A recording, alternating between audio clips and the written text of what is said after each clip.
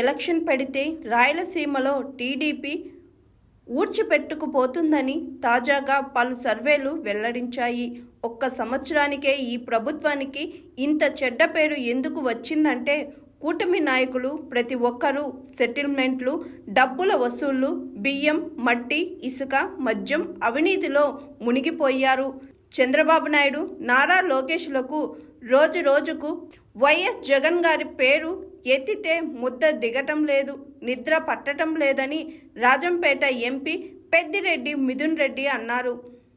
అనంతపూర్ జిల్లాను చూస్తే చాలు రేపు ఏ ప్రభుత్వం వస్తుందో అని చెప్పి అందరు కూడా చెప్తారు.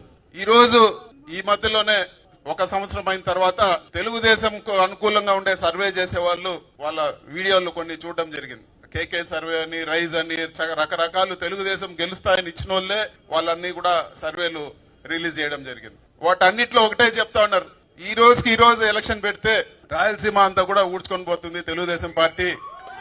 ఈ రోజు ఎలక్షన్ పెడితే 70 నియోజకవర్గాల్లో ఎమ్మెల్యేలు గెలిచే పరిస్థితి లేదని చెప్పి ఎందుకు ఈ విధంగా అయిపోయింది? ఒక సంవత్సరంలోనే మామూలుగా ఒక ప్రభుత్వానికి చెడ్డ పేరు 3 సంవత్సరాల్లో రావాలి కదా, ఒక్క సంవత్సరంలోనే ఎందుకు ఇట్లా అయిపోయిందని వింటే వాళ్ళు చెప్పేది ఏమంటే ప్రతి ఒక్కరు కూడా సెటిల్మెంట్లు, ఎవరు ఎక్కడ లేఅవుట్ వేసినా ఆడ డబ్బులు వసూలు చేయడము, బియ్యము, మట్టి, ఇసుక, మద్యము అన్ని కూడా ఈ రోజు సెటిల్మెంట్లు చేసే పరిస్థితి, ప్రజలను వదిలేసినారు. మరి ఇంకా చంద్రబాబు నాయుడు, లోకేష్ ఏం చేస్తా ఉన్నారో చూస్తే వాళ్ళు రోజు దేవుణ్ణి తలుచుకుంటారో లేకపోతే వాళ్ళ కుటుంబ సభ్యుల్ని పెద్దల్ని తలుచుకుంటారో లేదా కానీ రోజు జగన్ జగన్ జగన్ అనందే వాళ్ళకి అన్నం ముద్ద దిగదు, నిద్ర పట్టదు.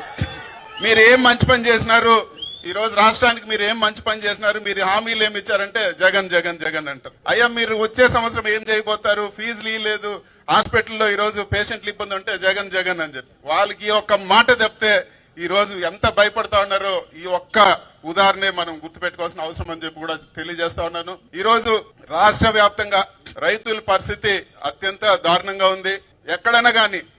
ఎక్కడన్నా గాని ఈ రోజు చేపలు పెంచితే అక్కడ కూడా రేట్లు పడిపోయినాయి. అంతా సిండికేట్ అన్నారు, సిండికేట్ కు తెలుగుదేశం సపోర్ట్ చేస్తాం. వరి ఈ రోజు ఎక్కడ కూడా వడ్లకు గాని బియ్యం గాని రేట్లు పడిపోయినాయి. మామిడి రైతులు ఎప్పుడు నేను వింట్లా 2 రూపాయలు ఈ రోజు 2000 రూపాయలు టన్ అని చెప్పి 2 రూపాయలు కిలో అని చెప్పి ఈ రోజు కింద పారబోసే పరిస్థితి. ఈ రోజు పాడి రైతులు కూడా 4-5 రూపాయలు రేట్లు పడిపోయిన పరిస్థితి. ఏ ఒక్క రైతు కూడా సంతోషంగా లేరు. ఎక్కడ కూడా మద్దతు ధర ఇస్తాం, అది ఇస్తామని మాటలు చెప్తారు తప్పితే ఎక్కడ కూడా వాస్తవంగా రైతులకు మేలు జరిగిన పరిస్థితి ఎక్కడ కూడా రాష్ట్ర వ్యాప్తంగా లేదు. రాష్ట్రంలో ఉండే పాపులేషన్ లో 65% రైతులే ఉండరు. 65% రైతులు సంపాదిస్తేనే, రైతులు కష్టపడి వాళ్ళు కష్టం చేస్తేనే ఆ కుటుంబాలు ఈ రోజు గడిచే పరిస్థితి ఉంది. ఇక ఇవన్నీ లేకుండా ఒకే ఒక దానికి మద్దతు ధర ఇచ్చారు. మీకు అందరూ కూడా తెలుసు, చంద్రబాబు నాయుడు గారు ఒకరోజు ఈ మధ్యలోనే చూసినాను, ఎవరైతే మద్యం అమ్ముతా ఉన్నారో వాళ్ళందరూ నష్టపోతా ఉన్నారు, వాళ్లకు రేట్లు పెంచి నేను మద్దతు ధర ఇస్తా ఉన్నానని చెప్పి ఆయన చెప్పడం జరిగింది. ప్రతి ఒక్క ఇది వాస్తవమా కాదని చెప్పి కూడా నేను మిమ్మల్ని అందరిని కూడా అడుగుతా ఉన్నాను. ఒకటి వాళ్ళ సిండికేట్లు, వాళ్ళ కార్యకర్తలు, వాళ్ళ నాయకులు మద్యం నడుపుతా ఉన్నారు కాబట్టి వాళ్ళకు ఒక్కటి కరెక్ట్ గా రేట్లు పెంచి ఎక్కడ కూడా ఈ రోజు నష్టం లేకుండా జరుగుతున్న ఒక వ్యాపారము ఈ రోజు లిక్కర్ షాపులు, బెల్ట్ షాపులు అని చెప్పి కూడా మనం అందరూ కూడా గుర్తుపెట్టుకోవాలి. రైతులను గాలికి వదిలేసినారు, అన్ని కూడా వదిలేసినారు. ఎక్కడ కూడా ఈ రోజు ప్రజలకు కావాల్సిన పనులు కానీ ఇంకోటి కానీ ఎక్కడ కూడా చేయడం లేదు. ఇంకా కూడా దారుణమైన పరిస్థితి ఏమంటే పూర్తయిన హాస్పిటల్, ఈ రోజు పెనుగొండలో హాస్పిటల్ పూర్తయిపోయింది, దాని పక్కన పారేసినారు. ఆడ 30 కోట్లు 40 కోట్లు పెడితే ఈ రోజు హాస్పిటల్ రన్ అయ్యే పరిస్థితి ఉంది. ఇంకా కూడా చాలా రోడ్లు గాని ఇంకా కూడా డెవలప్మెంట్ యాక్టివిటీస్ అన్ని కూడా ఆపేశారు. చూస్తే అప్పు ఎప్పుడు లేనంత అప్పు కూడా చేశారు.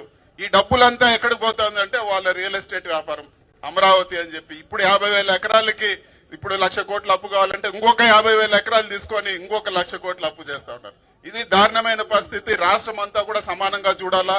అక్కడ డెవలప్ అయితే పెట్టండి కానీ డెవలప్ ఎప్పుడో అవుతుంది, 20 ఏళ్ళకి 30 ఏళ్ళు అవుతుంది అని చెప్పి ఇప్పుడు ఇక్కడ జరిగే పనులన్నీ కూడా ఇక్కడ ప్రజలను కడుపు కొట్టద్దని చెప్పి కూడా మేము కోరుతాను. అదేవిధంగా ఈ రోజు పెద్దలు రామకృష్ణారెడ్డి గారు మన అనంతపురం ఉమ్మడి జిల్లాని ఎంచుకొని ఈ రోజు ఈ కార్యక్రమం ఏదైతే మనకు మేనిఫెస్టోలో హామీలు ఇచ్చారో, ఏదైతే జగనన్న ఇచ్చే పథకాలు అన్ని కాకుండా ఇంకా మేము ఎక్స్ట్రా ఇస్తామని మోసం చేశారో వాటిపైన ప్రజలకు తెలియాల్సిన అవసరం ఉంది.